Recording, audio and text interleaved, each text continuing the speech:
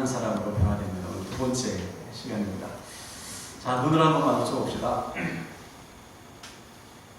지난 시간에 우리는 하나님께서 우리를 끊임없이 찾아오시는 이유, 하나님께서 왜 우리를 포기하지 않고 오늘도 찾아오시고 내일도 찾아오시겠죠. 왜 끊임없이 찾아오시느냐, 세 가지 이유를 배웠어요. 첫 번째는 사랑하십니다. 우리에게 하나님의 사랑을 끊임없이 알려주시기 위해서. 왜냐하면 우리가 그 사랑을 잊고 살거든요. 하나님의 사랑을 잃어버리면 여러분 믿음대로 살 수 없어요. 믿음은 언제 역사하느냐? 하나님의 사랑 안에서만 역사해요. 우리가 가정에서 하나님의 사랑을 잃어버리면 믿음의 사랑으로 살 수 없어요. 직장과 학교에서도 마찬가지예요. 교회 안에서도 마찬가지예요. 목사가도 마찬가지예요.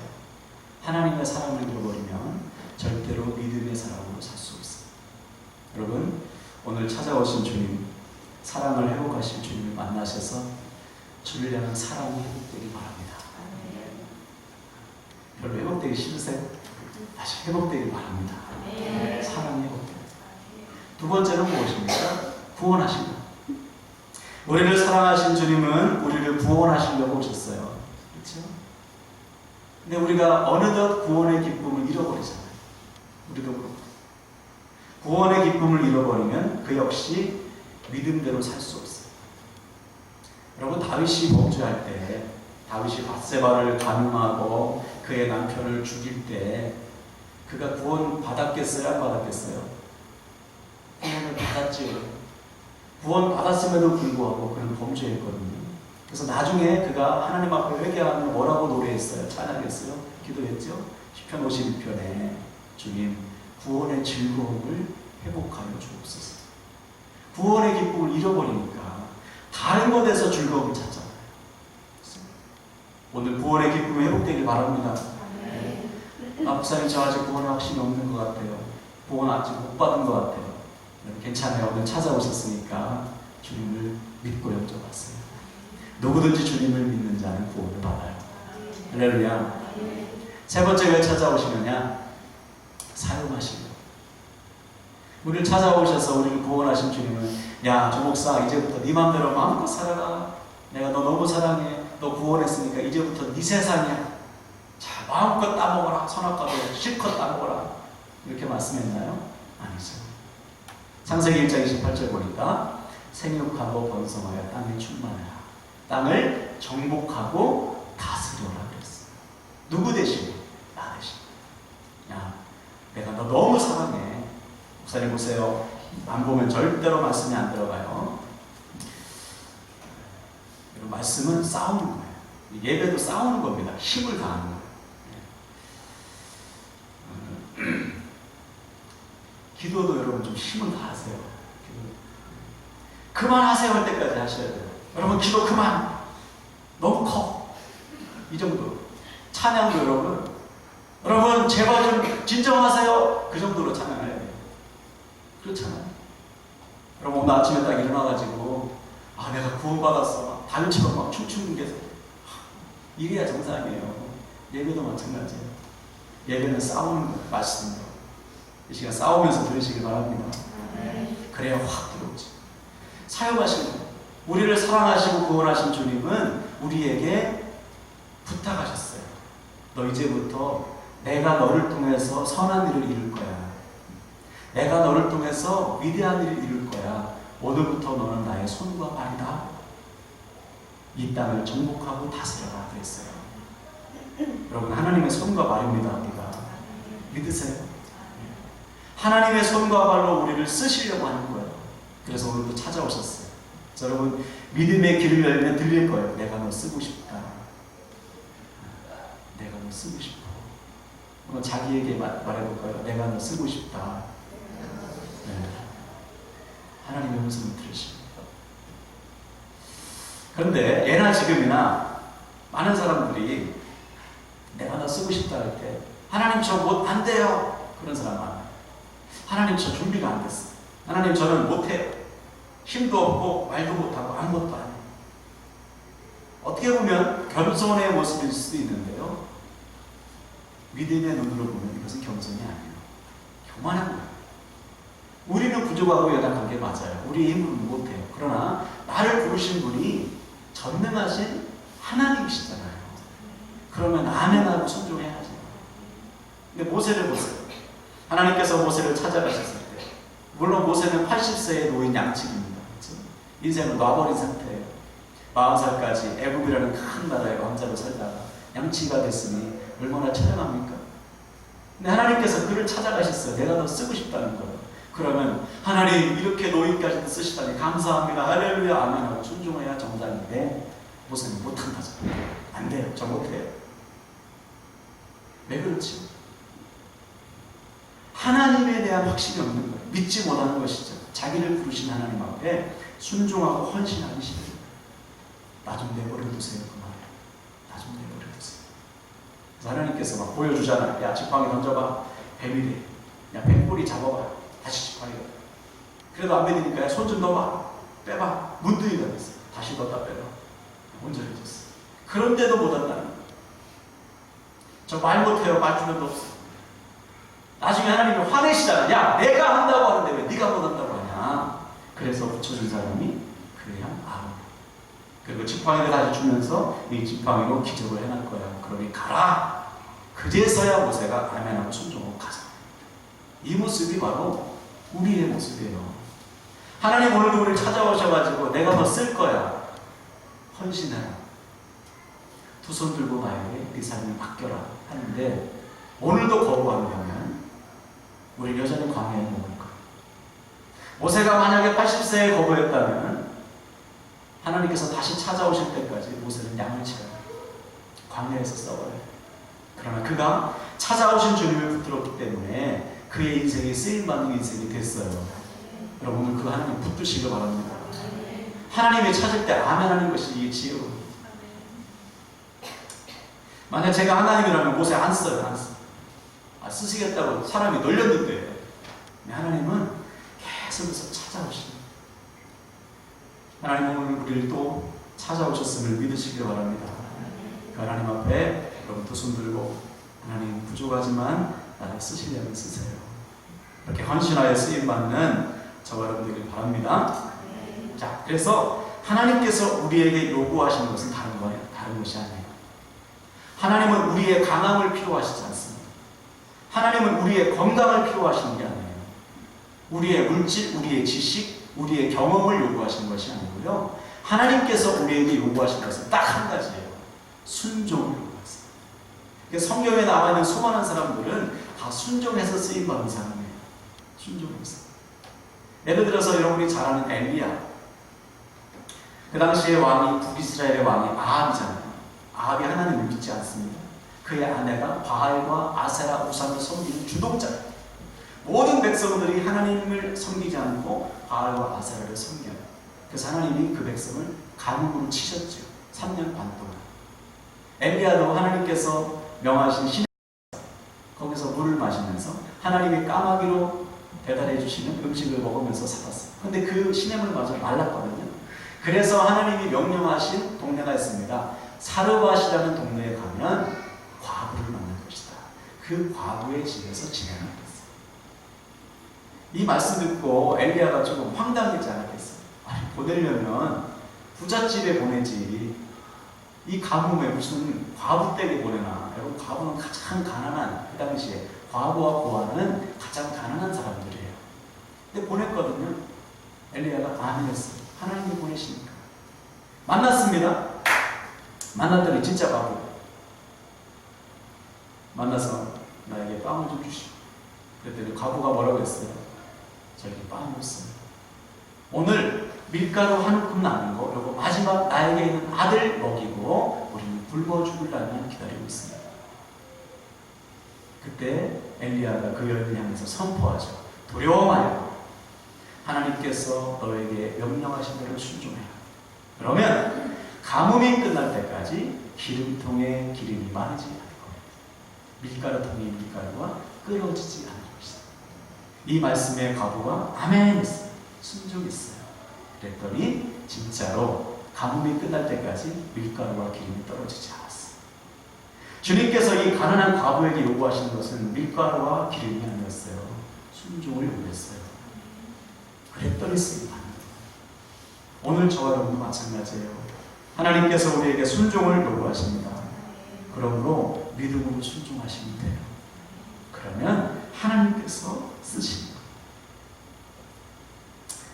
자, 그런데 저를 봐도요, 참 순종을 더디합니다. 바로바로 순종하면 되는데 참 순종을 안 해요. 순종할게요 주님 하고 나서도 또 순종 안 해요. 은혜 받을 때 순종할게요 주님, 오늘도 여러분 순종할게요 다 다짐했죠. 근데 교회 문을 열고 차 타는 순간 다 잊어버려요. 순종을 잘 못해요. 참 더디해요. 그래서 성경에 보니까요, 하나님이 마지막으로 쓰시는 방법이 있어요. 더 이상 순종하지 않으면 안 되는 상황으로 우리를 벼랑 끝으로 모시는 거예요. 누구처럼? 야곱처럼. 우리를 코너로 모신 다음에 거기서 우리를 깨뜨리십니다. 그래서 야곱이 난생 처음으로 하나님의 은혜를 구하잖아요. 하나님 은혜 주지 않으면 저 하나님 못 보냅니다. 야곱이 집을 떠나 도망 나올 때가 60대예요. 60대. 그리고 외삼촌 집에서 20년. 80대의 노인, 80몇 년을 살 동안 야곱은 한 번도 하나님의 은혜를 구하지 않았어요. 은혜 구하지 않아도 살만 했거든요. 근데 이제는 은혜를 구할 수밖에 없어요. 자기 힘으로는 도저히 감당할 수 없는 상황을 만났어요. 군사 400명을 이끌고 자기를 죽이려고 오는 에서 앞에 모세는 더 이상 자기 꾀대로 못 살아요. 그래서 처음으로 하나님의 은혜를 구하는 거예요. 이것이 하나님의 방법이었어요. 하나님의 은혜를 구하게 만드는 거예요. 그 순간 하나님이 얼마나 기다렸을까요? 모세가 처음으로 자기 입으로 아버지의 나 좀 도와주세요. 아버지 은혜가 필요해요. 요 말을 하나님 듣고 싶다는 거예요. 그럼 하나님의 은혜를 구하세요. 구할 때 구해야죠. 구할 때. 지금이에요, 지금. 지금이 야곱에게 주어진 마지막 기회일 수 있어요. 그 기회를 야곱이 붙들어요. 그리고 하나님 놓지 않아요. 하나님 은혜 주지 않으면 저 하나님 못 보냅니다. 그때 하나님께서 어떻게 하셨죠? 야곱의 환도뼈를 탁 치셨어요. 환도뼈는요, 허벅지와 골반을 이어주는 가장 단단한 뼈입니다. 우리 몸에서. 말이 맑아도 안 부러진대요, 이 뼈는. 그래서 이 뼈는 생명을 상징합니다. 여기 이제 이렇게 타원형의 칼을 쳤다 그래서 환도뼈라고 해요. 환도뼈. 성경에 보면 여기에 손을 대고 다 맹세했어요, 사람들이. 생명을 걸고 맹세하는 겁니다. 근데 그 생명의 상징인 환도뼈를 하나님이 치셔서 부러뜨렸어. 무슨 말이죠? 야, 너 더 이상 야곱으로 살아서는 희망이 없어. 너 더 이상 네가 주인 노릇하고 네 맘대로 사는 야곱으로 살아서는 너 가망이 없어. 너 오늘 죽어야 돼. 깨뜨리십니다. 그때 비로소 야곱이 이스라엘로 바뀐 거예요. 여러분 깨져야 살아요. 여러분 오늘 깨지셔야 돼요. 죽어야 돼요. 하나님께서 깨뜨리실 때 깨지지 않으면요, 더 큰 화가 우리에게 하나님께서 야곱을 사랑하시는데, 그래서 80몇 년만 참으셔서 그렇게 기다리시는데 자기 아들을 치실 때 얼마나 마음이 아프셨겠어요. 그런데 치시는 거예요. 안 그러면 깨닫지 못하니까 하나님께서 치실 수밖에 없어요. 그 순간 야곱은 아는 거예요. 아, 이것이 나에게 주어진 마지막 기회구나. 그래도 하나님 붙들었잖아요. 치셔도. 왜? 살아야 되니까. 그때 야곱이 이스라엘로 바뀌었어요. 그래서 그가 하나님께 쓰임받는 인생이 된 거죠. 여러분, 하나님께서 우리를 치시는 거예요. 여러분 깨지시길 바랍니다. 깨져야 될 때 깨지는 게 은혜예요. 깨져야 될 때 깨져요. 그래서 오늘 저와 여러분이 야곱이 이스라엘로 바뀌는 은혜가 임하길 바랍니다. 여러분 다 그런 경험 있잖아요. 우리 중에 한 번도 안 깨진 사람이 누가 있어? 다 깨졌죠. 근데 또 잊어버리거든요. 저도 깨졌어요. 저 모태신앙이잖아요. 위로 누님이 5명. 애 못 나니까 저희 둘째 부모가 둘째 부모님이 처음 우리 집에서 예수 믿었거든요. 근데 큰 시누이가 애기를 못 나니까 전도한 거예요. 저희 어머니를, 새언니를 전도해가지고 그때 부흥강사님께 머리를 뒤밀고서 아들 낳게 해주세요. 아들을 낳을지어다. 근데 진짜 아버니까 아들이잖아요. 그러니까 제가 어렸을 때부터 교회에서 살았죠. 목사님은 사람을 독차지하고 강사님을 막 제가 욕도 했대요. 강사님한테 강당 밑에서. 그래도 막 이쁘다고. 그러니까 저는 어렸을 때부터 교회에서 자랐어요. 교회를 떠난 적이 없어요.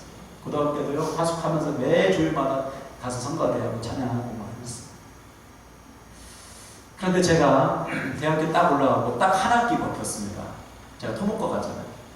한 학기 딱 버티고 그 다음부터는 친구를 잘못 사귀었어요. 전라도 광주 출신의 서영환이라는 친구가 경상도 영주 출신의 임종인이라는 친구. 욕을 얼마나 잘하는지 욕 다 배웠어. 전라도 욕 기가 막혀. 입에 착착하게. 경상도 욕은요, 욕을 할 때 스트레스 확 풀려. 욕을 얼마나 잘하는지 막 욕을 막 전도하고 간증하고 막 했어요. 그리고서 제가 대학교 1학년 때까지는 술, 담배 전혀 안 했어요. 2학기 딱 해부터 필름이 끊길 때까지 술 마시고 하루에 2갑씩 담배 피우고 모이면 기도하는 것이 아니라 모이면 복화치고 모이면 고스톱 치고 그랬어요. 제가 한 학기 버티고 완전히 무너졌어요. 그 당시 제가 구원을 받지 않은 상태였을까요? 그건 많았지요. 예수 믿었으니까. 그래서 방학 때만 되면 수련회 참석해서 또 회개하는 거예요. 주님, 절대로 제가 죄를 짓지 않을게요. 구원받은 자답게 살게요. 근데 또 가면 오른쪽에 영화는 왼쪽에 조문이가 저를 들고 핑계대는 거죠. 제가 원래 그런 성향이니까. 또 그렇게 사는 거예요. 그러니까 하나님이 참다가 저를 치신 거예요. 군대에 가서. 폐기력으로 팍 치신 거예요. 그때 예배. 제가 3주차 때 탁 쓰러졌는데 나중에 이게 엑스레이를 찍어보니까 오른쪽은 없고 배가 왼쪽은 2분의 1만 남았잖아요. 물이 꽉 찬 거예요. 폐기력으로. 그러니까 숨이 안 쉬어지죠. 못 뛰잖아요. 제가 달리기 빠른 편인데 군대 가서 3주차부터 못 뛰는 거예요. 4주차 때 팍 쓰러졌어요. 그 4주차 때의 수요 예배를 지금 믿지 못해요. 군대 예배당이 컸어요. 수백 명이 막 우리는 막 찬양하고 그러는데 저 뒤에서 감히 앉지도 못해요. 나를 포기하지 않고 찾아오신 그 주님의 사랑이 너무 커서 저 뒤에서 서서 예배 드리면 눈물 흘리면서 예배 시간 내내 그렇게 예배를 드렸어요. 나를 깨뜨리시는 주님의 은혜가 너무 큰 거예요. 그때 딱 생각난 사람이 야곱이었어요. 아, 하나님 나를 바꾸시는 거예요. 그래서 상황은 변함이 없어요. 여전히 아파요. 그런데 내가 바뀝니다. 하나님과 동행하는 삶을 시작했어요. 그렇게 저를 깨뜨리시고 변화시키셨는데 그대로 제가 그 은혜를 계속 유지했을까요? 아니요. 또 잊어버리는 거예요. 그냥 하나님이 또 차오르셔 또 깨뜨리시고 가슴에서 깨뜨리십니다. 그래서 제가 지금 이렇게 사는 거예요. 하나님 오늘 저와 여러분을 찾아오셔서 또 깨뜨리실 거예요. 너 또 네가 주인 노릇하고 있구나. 너 또 야곱으로 돌아갔구나. 이스라엘로 바뀌어야지. 오늘 주 앞에서 야곱이 이스라엘로 바뀌듯이 저와 여러분도 완전히 바뀌시기 바랍니다. 할렐루야. 자, 그래서 지난 시간에 우리는 주님이 나를 바꾸시는데 우리가 야곱에서 이스라엘로 바뀌면 우리 안에 또 어떠한 열매가 맺힐까? 성령의 열매 가운데 어떤 열매를 배웠습니까? 선한 열매, 양선의 열매. 한 번 더 읽어볼까요? 지난주 성경 본문 말씀 에베소 2장 10절 시작. 우리는 그가 만드신 나라 그리스도 예수 안에서 선한 일을 위하여 지으심을 받은 자니 전에 예비하사 우리로 그 가운데서 행하게 하려 하십니다. 그렇죠? 누구든지 나를 찾아오셔서 나에게 하나님의 사랑을 알게 하시고 그 사랑 앞에 회개하여 구원받은 자에게는 놀라운 일이 일어난다. 재창조가 일어난다. 새롭게 하신다. 어떤 일입니까? 전에 하나님께서 예비하신, 준비하신 일이에요. 나를 통해서 하나님의 일을 이루시고자 하십니다. 태초부터 계획한 그 일이 구원받은 자 안에서 그리스도 안에서 새롭게 창조됩니다. 그래서 그 사람은 이제부터는 하나님의 선한 일을 위한 도구가 된다. 이 일이 구원받은 저와 여러분에게 이미 일어났단 말이에요. 이미 일어났어요. 구원받으면 우리 안에 선한 열망이 일어나게 되어 있단 말이죠. 이전에는 그렇지 않았는데 구원받고 나니까 막 우리 안에 선한 열정이 생깁니다. 당연하죠. 선하신 주님이 내 안에 들어오시니까.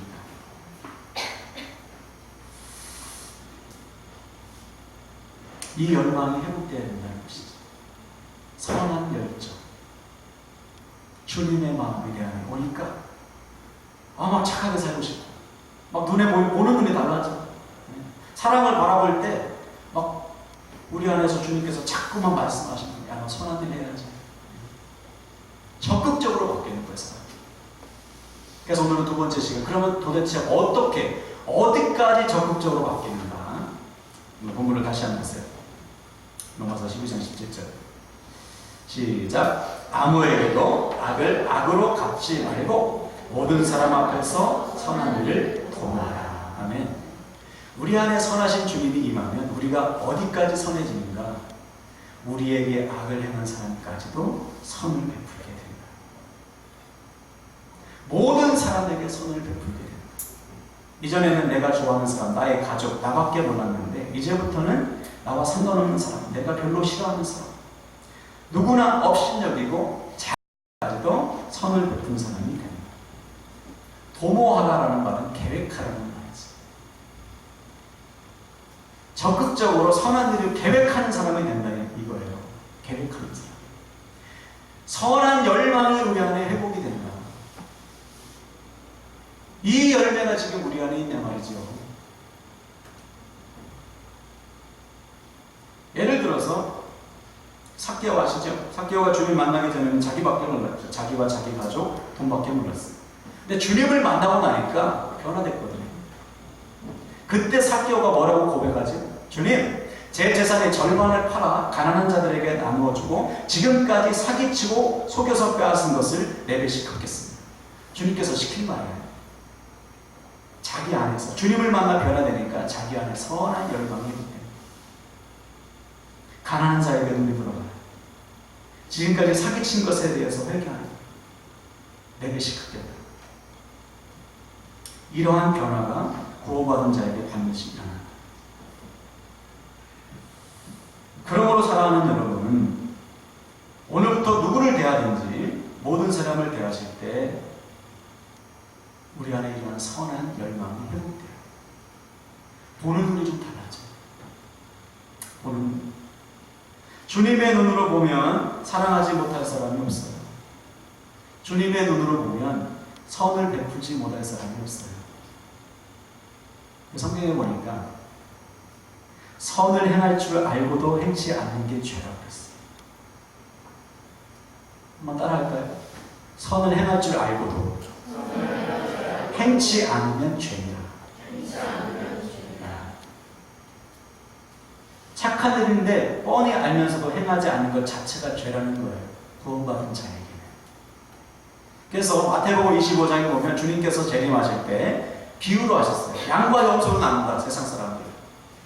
양의 무리에 속한 사람에게 재림하신 주님이 말했어요. 야, 너희들 내가 배고플 때 먹이고 목마를 때 마시게 했고 헐벗었을 때 입혔고 나그네 됐을 때 영접했고 나 병들었을 때 고쳐줬고 내가 옥에 있을 때 나를 도와줬다.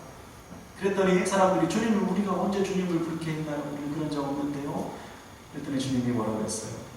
지극히 작은 자에게 행한 것이 곧 나에게 행한 것이다. 구원받은 자에게는 반드시 이런 열매가 일어나게 된다. 물론 여러분 착한 일, 선한 삶이 구원의 조건은 아니에요. 그러나 구원받았음에도 불구하고 우리 삶에 선한 열매가 없다. 그것은 구원받았다고 볼 수 없어요. 당연하죠. 선하신 주님이 우리 안에 들어와 사시는데 우리가 어떻게 선한 일을 안 할 수가 있어요? 안 할 수가 없어요. 할 수밖에 없는 것이죠. 이 선한 열망이, 이 선한 능력이 오늘 저와 여러분에게 반드시 회복되길 바랍니다. 아니 목사님 아무리 그래도 어떻게 우리에게 악을 행한 사람에게 우리가 선을 행합니까? 죽어도 못해요. 그것은 우리는 못해요. 그러나 우리 안에 계신 주님은 가능하세요. 우리 안에 계신 주님은 얼마든지 악한 자에게 선을 베풀게 하십니다. 그래서 우리가 살았잖아요. 하나님께서 우리에게 있는 악을 악으로 갚았다면 우리는 다 지금 지옥에 있어요. 지옥에 땔감이 돼가지고 불에 타고 있어요. 하나님께서 우리에게 있는 악을 선으로 갚으셨기 때문에 우리가 지금 하나님을 예배하는 하나님의 자녀가 됐잖아요. 아멘이십니까? 악을 악으로 갚았으면 우리는 벌써 끝나요. 우리가 그래서 살았잖아요. 악을 선으로 가는 것이다. 그것이 우리 안에 임하신 주님께서 하시는 일이에요. 그래서 바울은 우리가 선을 행할 때 반드시 이렇게 된다 확신을 우리에게 줬습니다. 우리가 잘 아는 말씀이지만 한 번 더 읽어볼게요. 로마서 8장 28절 시작. 우리가 알거니와 하나님을 사랑하는 자 곧 그의 뜻대로 부르심을 입은 자들에게는 모든 것이 합력하여 선을 이루느니라. 아멘. 여러분, 이 말씀이 여러분에게 꼭 이루어지길 바랍니다. 선을 행하세요. 그러면 하나님은 모든 것을 합력하여 선을 이루세요. 이것을 체험하셔야 돼요. 한 번은 여러분 아시는 분일 거예요. 이국종 교수 아시죠? 이국종 교수. 최근에 좀 유명해지신 분. 아주대학교 외상센터 센터장으로 하시는데, 이분을 통해서 우리나라 이 외상센터의 체계가 완전히 지금 제대로 되어가고 있지 않습니까? 근데 이분이 의사가 된 이유가 있대요. 이분의 아버지가 6.25의 참전 용사인데 6.25 참전에서 부상을 좀 당했어요. 팔과 다리가 다쳐서. 상위 용사라고 하죠. 상위 용사. 그래서 상위 용사는 국가 유공자이기 때문에 복지카드야. 복지카드가 나오면 그것으로 혜택을 많이 받잖아요. 근데 이 이국종 교수가 어렸을 때 충농증이 너무 심했대요. 숨을 거의 못 쉴 정도. 그래서 병원을 찾아갔어요. 중학교 때. 얼마나 예민한 때니까. 가서 복지카드를 딱 내밀면 다 거절하는 거예요. 다른 병원 가보세요. 우리는 복지카드 환자 안 받아요. 왜냐면 복지카드는 돈을 못 받으니까, 받아도 조금 받아야 되니까. 그 당시만 해도 이렇게 뭐가 없었나 봐요. 체계가. 다 캔슬하니까. 안 돼. 치료를 못 받는 거예요. 그러다가 어느 병원에 갔는데 복지카드를 딱 내밀었겠죠. 어린 이국종 교수가. 근데 어느 한 의사가 딱 받으면서 어린 국종이에게 이렇게 얘기한 거예요. 야, 너 아버지 참 자랑스럽겠다. 너도 훌륭한 사람 되어서 네 아버지처럼 나를 위해서 좀 받아라. 그렇게 얘기한 거예요. 그 말을 듣고 이 어린 이국종 교수가 다짐했다는 거죠. 야, 나도 의사가 돼야지. 나도 이분처럼 어려운 사람 도와줘야지. 봉사하는 삶을 살아야지. 한마디의 선한 말, 열매를 맺은 것. 지금도 이국종 교수를 통해서 얼마나 선한 열매가 맺어지고 있습니까? 이분이 하나님을 믿는 사람이에요. 하물며 여러분, 우리 안에 임하신 주님께서 우리를 통해서 선한 일을 이루시겠다는데, 우리가 순종하면 얼마나 많은 선한 일들이 우리가 가운데 일어나겠냐 말이에요. 오늘부터 그 선한 일들이 이루어지길 바랍니다. 그럼 우리가 체험해야 돼요. 한날 남들 체험하면 여러분 간접적으로 듣지 마시고 여러분이 순종하셔서 여러분 삶에 선한 열매를 맺으시기 바랍니다. 말씀을 마무리합니다. 여러분, 오늘부터 가정에서, 직장에서, 학교에서, 또 교회에서, 모든 사람과의 관계 속에서 우리 안에 임하신 주님을 따라 선한 일에 여러분 꼭 순종하셔서 선한 열매 맺으시기를 주님의 이름으로 간절히 축원을 드립니다. 할렐루야. 아멘. 말씀 붙들고 찬양합시다. 주님, 저는 결코 선한 일을 할 수 없지만 우리 안에 임하신 주님을 따라 순종할 때 우리는 얼마든지 선한 일을 할 수가 있습니다. 이 시간 나를 찾아오셔서 선한 주님의 종으로 바꾸어 주시옵소서. 우리 주님 마음 달라고 간절히 고백합시다. 보소서 주님, 나의 마음은 선한 것 하나 없습니다. 그러나 내 모든 것 주께 드립니다. 사랑으로 안으시고 날 새롭게 하소서.